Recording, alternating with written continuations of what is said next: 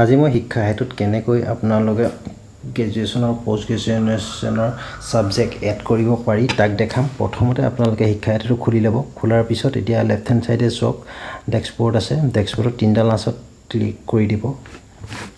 Click কৰিলে আপোনালোকৰ এই পেজটো খোল খাব। এই পেজটো যেতিয়া খোল খাব ইয়াত দেখিছে টিচাৰ এণ্ড ষ্টাফ। আপোনালোকে ডেস্কটপ ভিউ কৰি ল'ব। ডেস্কটপ ভিউ কৰিলেহে এনেকুৱা ধৰণে আহিব। ইয়াত টিচাৰ এণ্ড ষ্টাফ দেখিছে। টিচাৰ এণ্ড ষ্টাফত গৈ পেলাই আপোনালোকে teacher and staff listing blue colour right চিহ্ন আছে ইয়াত যাব। ইয়াত যোৱাৰ পিছত আপোনালোকে নেক্সট পেজটো খোল খাব আপোনালোকৰ এইটো। যেতিয়া টিচাৰ এণ্ড ষ্টাফত খোল খালে আপোনালোকৰ এইখিনি নামখিনি আহি যাব শিক্ষকৰ কোন কোন আছে। আৰু মই ইয়াত এজনৰ নাম লৈ লৈছোঁ ৰেড কালাৰত আছে। ৰেড কালাৰ থকাটো যেতিয়া মই ক্লিক কৰিম ইয়াত এই অপশ্যনটো পাম ৰাইট চাইডে। আপোনালোকে একশ্যন পাইছে। একশ্যনত গৈ আপোনালোকে ইয়াত দেখিব view edit transfer leave balance আছে আপোনালোকৰ ৰিকুৱেষ্ট ফৰ ৰিএনৰলমেণ্ট। আপোনালোকে প্ৰথমতে এডিটত যাব। এডিটত যিহেতু আমাৰ ছাবজেক্ট এড কৰিব দিছে তো এডিটত যাব। এডিটত গৈ আপোনালোকে এই পেজটো খোল খাব। ইয়াত আপোনালোকৰ পোষ্ট ডিটেইল আছে, পাৰ্চনেল ডিটেইল, এডুকেশ্যন কোৱালিফিকেশ্যন আৰু নানা ধৰণৰ আছে।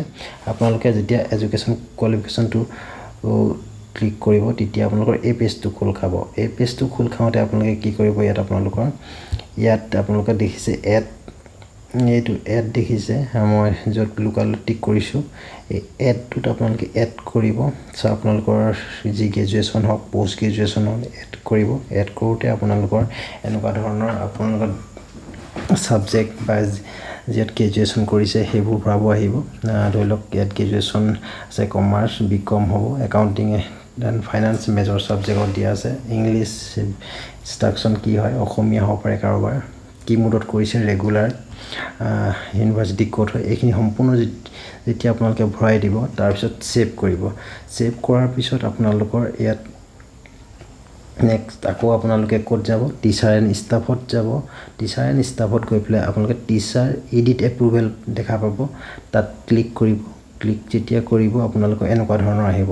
ইয়াৰ ৰাইট হেণ্ড চাইডে চাওক একশ্যন আছে। একশ্যনত ভিউ আৰু ভিউ আছে। যেতিয়া ভিউটো ক্লিক কৰিব আপোনালোকে তেতিয়া আপোনালোকে এনেকুৱা ধৰণৰ আহিব। ইয়াত এপ্ৰুভ আহিছে। এই এপ্ৰুভটো ক্লিক কৰিব আৰু এপ্ৰুভটো ক্লিক কৰাৰ লগে লগে আকৌ নেক্সট পেজটো এনেকৈ খুলিব। ইয়াৰ ওপৰত দেখিছে আকৌ ওপৰত এপ্ৰুভ আহিব আছে। যেতিয়া ওপৰত এপ্ৰুভ হৈ যাব আপোনালোকৰ এপ্ৰুভ কৰি দিব আপোনালোকে তেতিয়া আপোনালোকৰ এইয়া দেখিছেনে আপোনাৰ মোৰ ছাবজেক্টটো আহি গৈছে ইয়াত একাউণ্টিং এণ্ড ফাইনেন্স। তো এই ধৰণে আহিব। এই ধৰণেই আপোনালোকে আপোনালোকৰ গ্ৰেজুৱেশ্যন আৰু পোষ্ট গ্ৰেজুৱেশ্যনৰ ছাবজেক্টবোৰ এড কৰিব পাৰিব। ইমানেই আছিল আজি। ধন্যবাদ।